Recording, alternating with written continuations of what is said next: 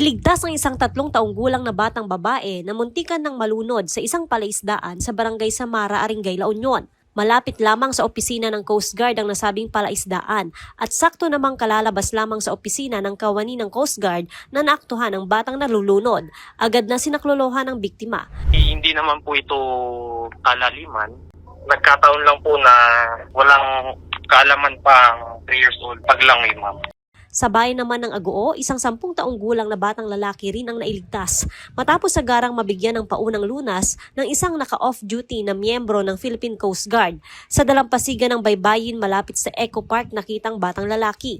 Nagkataon umanong nagja-jogging noon sa lugar si Senior Chief Petty Officer Aldrin Cordero, PCG ng Special Operations Group Northwestern Luzon, na siya na rin nagsagawa ng basic life support.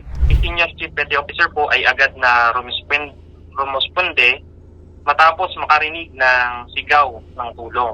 Agad niya pong inassess ang bata at nagsagawa ng CPR dahil wala po itong paghinga at mahina ang pulso.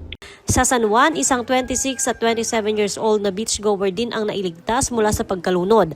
Parehas na residente sa Marilao, Bulacan ang nailigtas.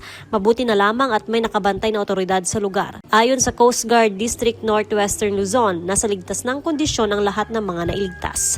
Bibigay ng paalala sa ating mga kababayan, lalo-lalo na sa ating mga beachgoer at mag-e-enjoy ng kanilang bakasyon sa katubigan.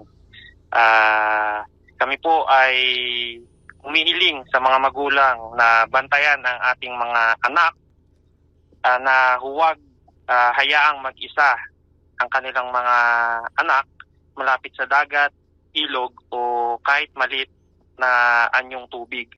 Kasabay ng pagpapaalala na maging alerto at sumunod sa payo ng otoridad. Joanne Punsoy, Balitang Solid North.